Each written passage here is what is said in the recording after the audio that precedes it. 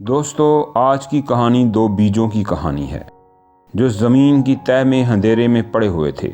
ان کا مالک ان کی بڑی دیکھ بھال کرتا تھا۔ ایک دن ایک بیج نے دوسرے سے کہا، میرا مالک مجھ سے بہت پیار کرتا ہے، میرا بہت خیال کرتا ہے، اس لیے میں بھی جلد ہی ایک خوبصورت پودا بن کر نکلوں گا اور اپنے مالک کو خوش کر دوں گا۔ لیکن دوسرا بیج خاموش رہا۔ مالک دونوں بیجوں کو برابر پانی دیتا رہا، ان کا خیال کرتا رہا۔ کچھ ہی دنوں بعد پہلے والے بیج سے خوبصورت سا پودا زمین سے نکل آیا، لیکن دوسرا بیج ابھی تک اسی طرح تھا، اس میں سے کچھ بھی نہیں نکلا تھا۔ ایک سال گزر گیا۔ پہلے بیج میں سے نکلنے والا پودا اب ایک قد آور درخت بن چکا تھا، جبکہ دوسرا بیج ابھی تک زمین کے اندر تھا۔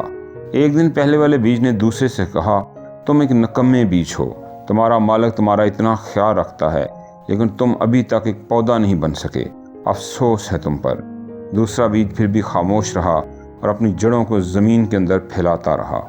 2 سال گزر گئے، لیکن دوسرے بیج میں سے چھوٹا سا پودا بھی نہ نکل سکا، لیکن اس کا مالک اسے برابر پانی دیتا رہا، اس کا خیال کرتا رہا۔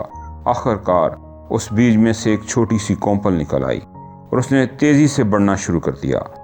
3 مہینے میں اس کی ہائٹ 90 فٹ تک ہو گئی۔ ساتھ والا پودا اسے دیکھ کر حیران تھا۔ تم اتنی جلدی اتنے لمبے کیسے ہو گئے؟ پہلے پودے نے پوچھا۔ دوسرے پودے نے جواب دیا، تم جلدی نکل آئے کیونکہ تم نے 15 فٹ تک جانا تھا، میں نے 90 فٹ تک جانا تھا، اس لیے اپنی جڑیں مضبوط کرنے پر اتنا وقت لگایا۔ دوستو، اگر آپ کو بھی اونچائی پر جانا ہے، زندگی میں کچھ کر کے دکھانا ہے، تو اپنی جڑوں کو مضبوط کریں۔